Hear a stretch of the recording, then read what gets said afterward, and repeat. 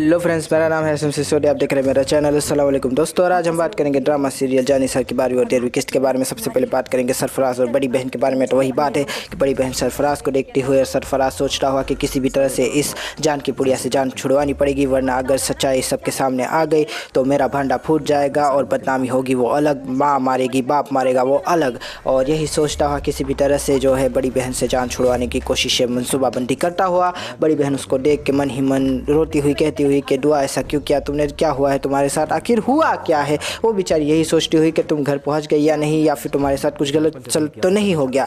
तीसरी तरफ वो हमारे प्यारे से सरफराज से प्यारा सा नहीं हरामी सरफराज से कहती हुई कि सरफराज मेरी बहन को मतलब कि मुझे जानना है कि क्या हुआ उसके साथ, मुझे फ़ोन करवा दे। लेकिन सरफराज कहता कि तुमने मुझे समझ के क्या रखा है, मैं कोई पागल हूँ, मैं कोई बेवकूफ़ हूँ जो अपनी आपकी स्टिंग ऑपरेशन खुद ही करवा दूंगा, हरगिज़ फ़ोन नहीं करूँगा, शाम को वलीमा होगा तब बात कर लेना। बात वही थी, वलीमे से बात चली तो अबू जान ने कहा कि वलीमा तो होकर रहेगा, चाहे कोई जान जाए या चाहे किसी की जान जाए। लेकिन हमारी प्यारी से अम्मी जान जो है पोज करने लगी, कहने लगी कैसे कैसे अगर कोई जान गया तो हमारी इज़्ज़त ख़त्म हो जाएगी, हमारे बेटे की साली भाग गई, ये कोई अच्छी बात थोड़ी है, और अगर किसी की जान चली गई तो हम जेल में जाएंगे, आप क्या चाहते हैं आखिर। लेकिन तभी अब्बा जान कहते हुए कि मैं किसी और की सज़ा किसी को नहीं देने दूंगा, वो बेचारी अच्छी लड़की है, अगर उसकी बहन ने कुछ किया भी है तो उसकी क्या गलती है इसमें। और यही बात करता हुआ बाहर निकला तो बहन सामने थी। तो हमारी प्यारी सी भोली सी भारी सी सुंबुल को अब्बा ने बुलाया, कहा कि जाओ भाभी को अंदर लेकर जाओ और बेटा तुम टेंशन ना लो, मैं हूँ यहाँ खड़ा हुआ, देखता हूँ कौन तुम्हें तलाक देता है और कौन तुम्हें घर से बाहर निकलता है। तुम्हें किसी भी तरह की नाइंसाफ़ी की टेंशन लेने की ज़रूरत नहीं है। आए हाय हाय, अब्बा हो तो ऐसा हो, बाकी ना हो मैं कहता हूँ। दूसरी तरफ हमारा सरफराज सोचता हुआ कि यार अगर ये सब कुछ सही हो गया तो फिर मेरी पोल खुल जाएगी और मेरा भांडा फूट जाएगा, कुछ ना कुछ करना पड़ेगा, किसी भी तरह से इससे जान तो छुड़वानी है। अम्मी जान से कहता हुआ कि आपने अच्छा सिला दिया मेरी फरमाबरदारी का। लेकिन तभी अम्मी जान कहती हुई कि मुझे क्या पता था कि ये ढोल के दूर के डूंगर दूर से ही सुहाने लगते हैं। लेकिन तभी सरफराज कहता हुआ कि इससे अच्छा तो मैं भाग के दुआ से ही शादी कर लेता तो ज़्यादा बेहतर होता। हाय, अम्मी जान भी कहते हुए कि आए।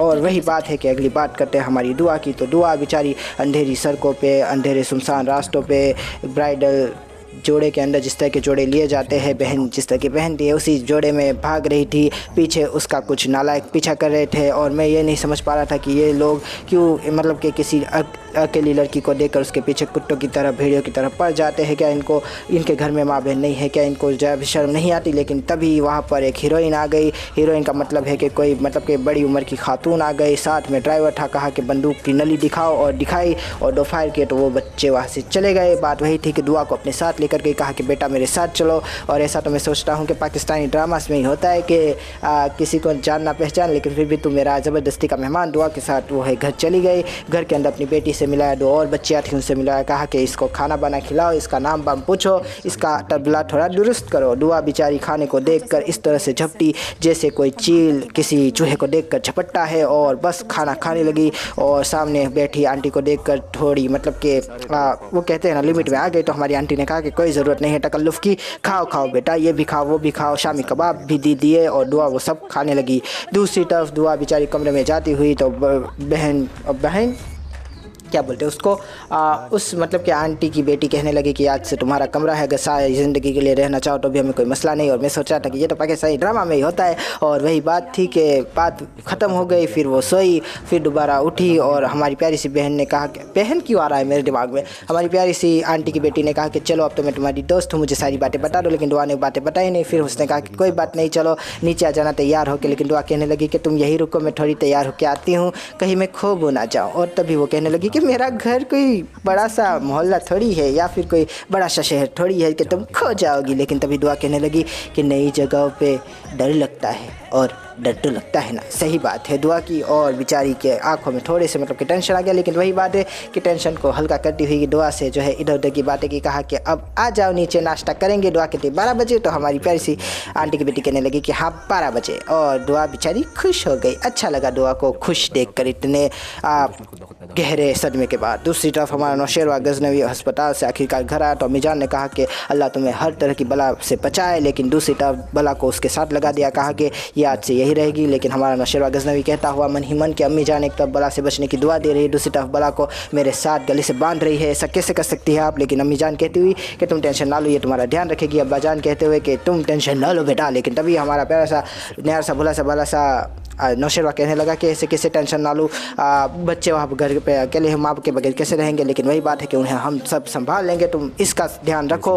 और वही बात है, वो वहाँ से चले गए। दूसरी तरफ नौशेरवा गजनवी सोया हुआ तो बला उससे चिमट गई, उसका हाथ पकड़ा तो नौशेरवा ने कहा कि मैं तुमसे बहुत मोहब्बत करता हूँ। बला के मुंह पे एक तरह की स्माइल, लेकिन तभी नौशेरवा बोला कि दुआ, और बस वही बात थी कि दुआ का नाम सुनते ही उसकी स्माइल उसके गम के अंदर बदल गई। और फिर नौशेरवा जब जागा तो उसने कहा कि निकल जाओ यहाँ से, मुझे बात करनी है हमारे प्यारे से भोले से भाले से जाफ़र के साथ। लेकिन तभी जाफ़र आता हुआ और कहता हुआ कि साई मैंने माफ़ कर दो, साई मैंने भूल थी कि साई। तो साई कहने लगा कि क्या हुआ है, ऐसी क्या बात हुई है कि तुम इतना गिर गिरा के माफ़ी मांगते हो। तो हमारा प्यारा सा जफ़ार बोला कि साई वो दुआ खो गई साई। और फिर हमारे प्यारे से नौशेरवा ने उसको उंगली दिखाई, कहा कि एक मत समझो, ये आधा घंटा है देता हूँ, वरना तुम्हारी तनख्वाह आधी हो जाएगी, उसे ढूंढो। और वही बात है कि फिर वो आया अपनी सारी की सारी इन्फॉर्मेशन लेकर, कहता हुआ कि साई मैंने माफ़ कर दो साई, वो उनका कुछ पता नहीं चला साई, वो खो गई है साई। लेकिन तभी हमारा प्यारा सा नौशेरवा कहता हुआ कि हुआ क्या है ये बताओ। तो हमारा प्यारा सा जाफ़र सारी की सारी उसने पोल पट्टी सामने रख दी। और अब देखते हैं कि क्या होता है, किस तरह से होता है, नौशेरवा किस तरह से दुआ तक पहुंचेगा। अगली किस्त की बात करें तो वही बात है कि हमारे प्यारे से न्यारे से भोले से भाले से नौशेरवा गजनवी को भाभी छोड़ने के लिए तैयार नहीं है। और दुआ का नाम सुन के तो अब और भी चिमट गई है। किसी भी तरह से नौशेरवा गजनवी जो है हमारी दुआ के बारे में पता लगवाना चाहता है और जाफ़र उसके पीछे है लगा हुआ, यही बात है। दूसरी तरफ अब्बा जान सोच रहे हैं कि किसी भी तरह से इस बदनामी का लोगों को पता नहीं चलना चाहिए। लेकिन ससुराल वालों ने पूछ लिया, कहा कि हमने आपका क्या बिगाड़ा था, हमने आपसे कौन सी दुश्मनी की थी जो आपने ये सिला दिया हमें, हमारी शराफत का आपने अपनी बदनाम ज़माना लड़की हमें क्यों सौंप दी। लेकिन तभी हमारा अब्बा जान कहता है कि मैंने कोई आपसे बदला वदला नहीं लिया, आप ऐसे बातें मत करें। और वही बात है कि बेचारी हमारी प्यारी सी भोली सी पाली सी बड़ी बहन भी कहती हुई छोटी बहन से कि हमारी दुआ कहाँ है, वो कहाँ चली गई, उससे तो मतलब कि दुनिया का इतना ज़्यादा नॉलेज भी नहीं है, वो कैसी है। लेकिन हमारी प्यारी सी छोटी बहन कहने लगी कि वो घर आई थी लेकिन अब्बा ने घुसने नहीं दिया, अम्मा ने जो कोशिश की तो उन्हें तलाक की धमकी दे दी। और वही बात है कि मर्द की तलाक की धमकी पर औरत और कर भी क्या सकती है। बेचारी प्यारी सी बड़ी बहन और भी ज़्यादा टेंशन में चली गई।